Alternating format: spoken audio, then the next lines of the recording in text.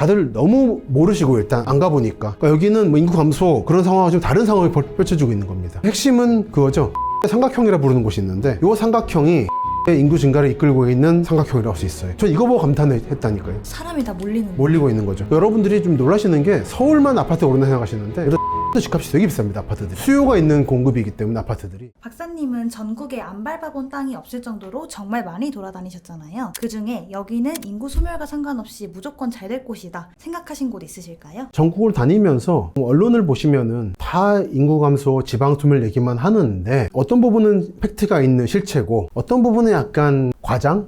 속된 말로 우는 소리입니다. 더 많은 지원을 달란 얘기죠. 근데 그런 중에 갈 때마다 성장하는 모습이 보이는 곳들이 있어요. 그게 대표적으로 제가 이번 책에 소개했던 충청남도의 북부 지역. 그러니까 천안, 아산, 당진, 서산이죠. 지금 말씀드린 데들 보면은 경기도랑 붙어 있는 곳이죠. 청주나 천안, 아산은 땅으로 경기도와 붙어 있는 곳이고 당진, 서산은 바다를 통해서 붙어 있는 곳입니다. 이런 지역들이 어떤 부분에서는 이른바 수도권에 넘치는 수요를 그릇처럼 받아들이면서 커지는 것도 있고 한편으로는 충남, 충북이 가지고 있는 고유한 특성들이 있거든요. 자체의 발전에 대한 의욕이 강하고 그리고 학교도 많고 그리고 인력이 풍부하고 전기라든지 물이 풍부하다는 이런 요인이 있어서 원래 수도권에서 영업을 하던 공장들이 자발적으로 이쪽으로 이동하는 경우들이 있습니다. 이런저런 요인들이 결합되면서 충남과 충북의 일부 지역들은 꽤 성장세를 보이고 있어요. 예를 들어서 청주 얘기를 드리면은 얼마 전까지 조사했을 때 청주시의 인구가 85만 명이었습니다. 아주 최근에 업데이트된 거 보면 87만이에요. 그리고 얼마 전에 제가 청주시의 터미널에 갔었는데 내리니까 전국에서 신생아가 제일 많이 태어나는 도시 충청북도 이렇게 나오더라고요. 여기는 뭐 인구 감소 그런 상황과 좀 다른 상황이 펼쳐지고 있는 겁니다. 그 핵심은 그거죠. 청주의 삼각형이라 부르는 곳이 있는데 이 충청도와 경기도가 결합됐을 때 어떤 시너지가 나는가를 보여드리는 게 목적이기 때문에 여기가 청주입니다. 그리고 제가 지금 하나 살짝 그림을 그릴게요. 여기다가 저 처음 찍은 곳이 SK 하이닉스 청주 공장 그리고 청주의 대장주라고 하는 아파트 단지인 지웰시티 그리고 현대백화점이 있는 곳입니다. 복대동이라고 하죠. 여기는 KTX 오송역 주변이고요. 생명과학 단지죠. 그리고 북쪽으로 가면 LG화학이라든지 에코프로 등이 있는 오창이죠. 이 삼각형이 청주의 인구 증가를 이끌고 있는 삼각형이라고 할 수 있어요. 왜요?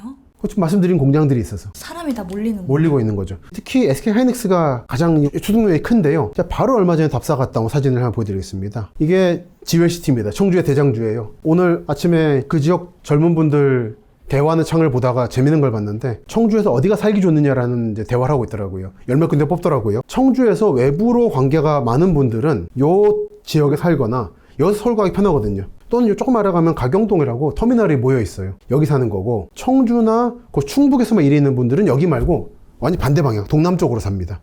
여기는 좀 공장이 많고 공기는 안 좋아요. 대신에 돈이 도는 거죠. 여러분들이 좀 놀라시는 게 서울만 아파트가 오른다 생각하시는데 그래서 창원도 집값이 되게 비쌉니다. 아파트들이. 창원도 수요가 있는 공급이기 때문에 아파트들이 공단 있잖아요. 청주도 그렇습니다. 10억을 찍는 아파트들이 나오는 거예요. 근데 제가 갔다가 감탄을 한 거는 이 사진에 보시면 왼쪽이 현대백화점이고 충북의 유일한 대형 백화점이죠. 이 바로 옆에 SK 하이닉스가 있어요. 이 이천에 있고 청주에 있는 거죠. 그리고 옆에가 중요한데 이게 고압 송전탑입니다. 이거 서울에서는 전선 지중화해달라고 난리잖아요. 그리고 고압 송전탑은 이른바 밀양 사태라고 하는데 마을 위로 고압 송전탑이 지나가면 여러 가지로 전자파라든지 이게 나온다고 해서 전국적으로 이걸 전혀 못 만들고 있어요. 그래서 요즘에 공장들이 하이닉스도 그런데 옆에 자체적인 발전소를 짓는 추세예요. 전기를 못 끌어오니까. 그런데 이 청주는 대장주 바로 옆에 고압 송전탑을 설치하고 우리는 상관없다 그런 거. 이 공업시설과 함께 우리는 100만 찍는다라고 하는 의지를 보여주고 있는 거예요. 전 이거 보고 감탄했다니까요. 청주는 이걸 끌어안았어요. 여기를 오히려 발전 동력으로 삼은 거예요. 청주뿐 아니라 음성, 진천, 혁신도시 있는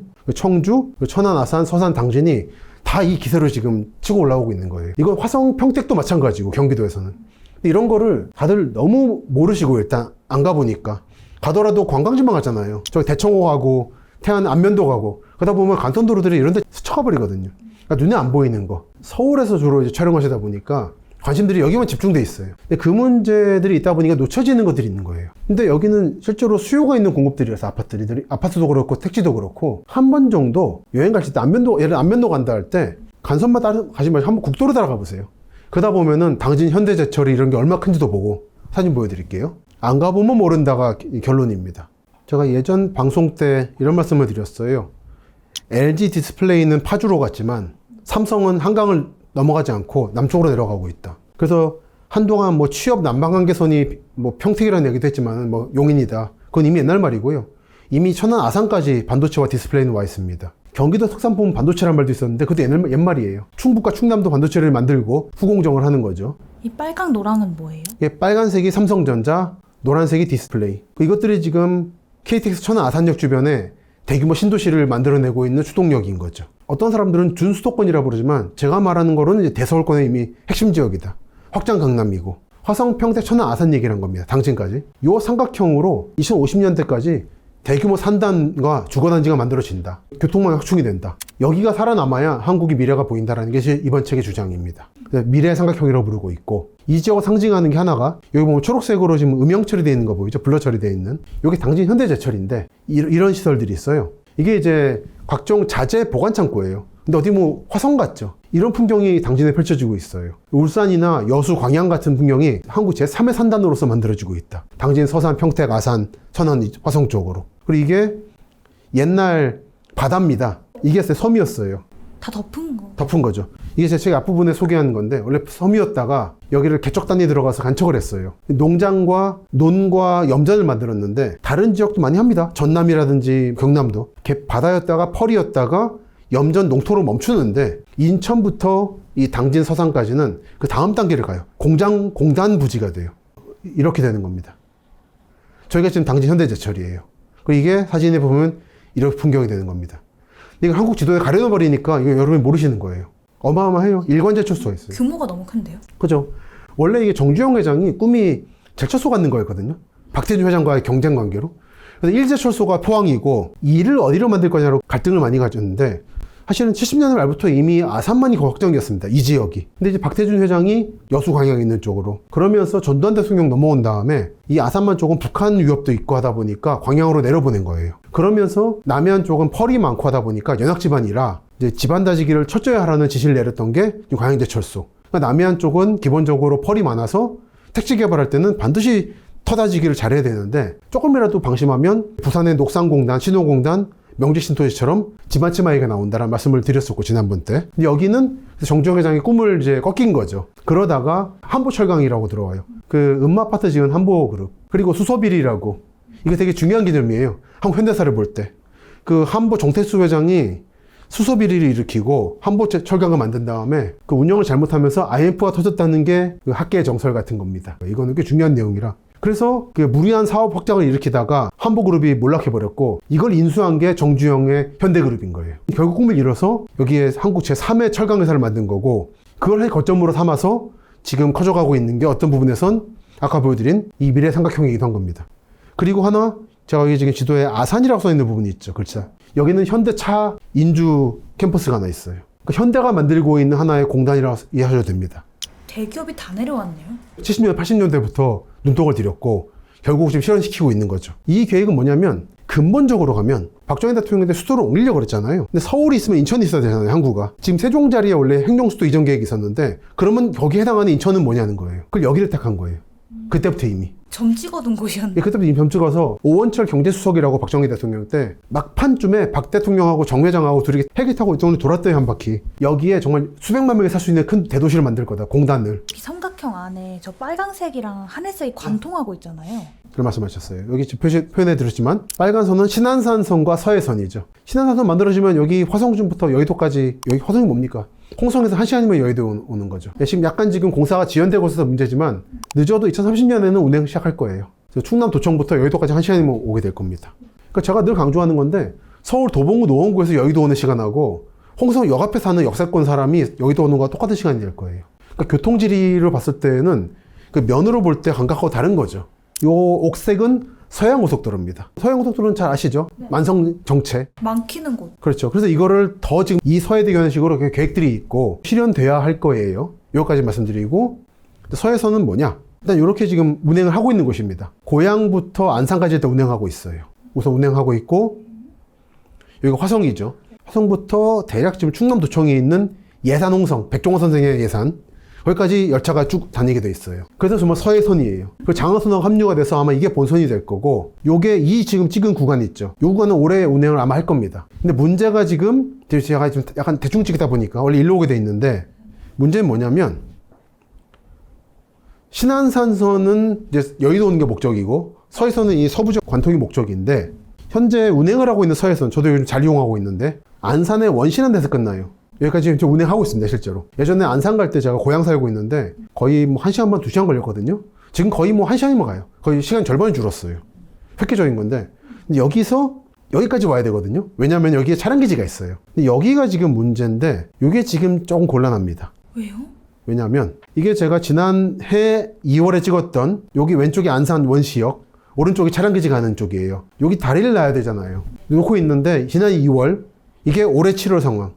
지지부진해요. 1년 반이 지났는데. 건설회사 측은 48개월을 더 달라, 시간을. 그러면 거의 28년, 29년이거든요. 근데 정부는 반으로 애누리 해달라, 20개월로. 그러면 26년 12월쯤 끝나요. 그 다음 해에 대선이 있습니다. 전 그래서 아마 정부가 애누리 한 것 같은데 아마 건설회사의 요청대로 갈 것 같습니다. 철도공사는 원래 그래요. 늦어요. 그래서 아마 29년, 늦어도 29년쯤에는 완성이 되면 그럼 여기에 차가 오고 신안산선과 서해선 열차가 같이 이제 사용도 하는 거예요. 근데 요즘에 이제 더 내려오면은 신안산선은 좀 지나가지고 화성시청에 있는 남양을 지나고 향남이라는 데로 옵니다. 여긴 향남은 제가 좀 자주 강조하는데 유명한 곳이라서. 화성시라고 하면 여러분들은 동탄만 주로 아십니다. 근데 최근에 화재가 났던 아리셀, 거기는 서쪽 화성이에요, 완전히. 그 지도를 하나 보여드리면은 여러분이 아시는 화성은 동탄은 여기입니다. 동쪽 끝. 예, 아리셀은 여기 있어요. 거의 어촌과 염전이 있는 화성이에요. 화성이 넓다. 요즘 강조하는 거고 그렇고 화성에 대한 제 기본 인상은 오히려 동탄을 제외한 나머지는 농산 어촌이 뒤엉킨 곳이다라는, 거기서 오는 활력이라는 게 있습니다. 그리고 외국인들 많이 살고 있고 이쪽 지역의 거점은 두 군데입니다. 하나는 시청에 있는 남양읍이고 여기 위 동탄역이 역삼각형이에요. 아래쪽이 향남입니다. 여긴 여러분들이 아실 만한 게 제약단지가 있어요. 여기에 여기 아마 주식하시는 분들 아실 만한 이름 다 있습니다. 대용파이브, 삼진제약, 삼천당, 여기 모여있는 게 그 제약단지가 있어서 신도시가 대규모로 만들어지고 있고 여기까지 신안산선이 와요. 여의도부터 여기까지. 그리고 서해선도 오기 때문에 여기는 환승역이 돼요. 뭐 알만한 사람들 여기 많이 들어가 있습니다. 향남에. 그럼 향남은 지금 분위기가 약간 어때요? 이른바 들썩들썩. 한번 대충 볼까요? 저도 뭐 찍은 게 있지만은 여기 향남역이 지금 거의 다 만들어졌는데 아마 올해 개통하겠죠. 여기가 철도역이고 여기 현재 완성된 상태입니다. 지금 시운전하는 중이에요, 열차. 저 왼쪽이 향남 1구역이고 1지구, 저 너머가 2지구고 저 너머에 제약단지가 있어요. 제가 이제 교육하는 분하고 갔었는데 그분 보시기엔 좀 이제 시장이 좁다. 근데 여기는 산업 거점이자 주거 거점이라서 이쪽에서는 여기하고 평택도 보면 여러분들이 지제를 많이 떠올리시는데 삼성전자에 있는 고덕신도시하고 그것도 역시 동부고 경부선 따라 만들어진 서부의 평택 거점은 안중이라는 곳이에요. 여기도 지금 뭐 바글바글합니다. 그래요? 가보면 기획부동산이 뭐 즐비해요, 여기. 여기도 뭐가 생기는 거예요? 여기도 서해선 안중역이 생겨요. 공사하고 있죠. 그러면 지금까지 뭔가 다 서쪽을 얘기를 하시네요. 서쪽, 지금 이번 핵심 서쪽이에요. 다 동쪽 얘기는 제가 지난번 답사책이었던 대서울에 계속 말씀을 쭉 드렸었고 경부선과 고속선을 따라 만들어지고 있는 라인. 이번에는 서해선과 서해고속도로라는 상징을 통해서 이어지고 있는 경기 서남부 지역과 충남 북부 지역이 가지고 있는 미래에 대해서 말씀드리고 있는 거죠. 보시죠. 여기 지금 아산만 국가산업단지가 보이죠. 여기가 아산 국가산업단지 우정지구. 여기가 기아 오토랜드 화성이라고. 여기는 이제 포승지구라고. 원정지구는 군사지역입니다. 그리고 포승지구는 여기 항구가 거대해요. 평택 당진항이라고.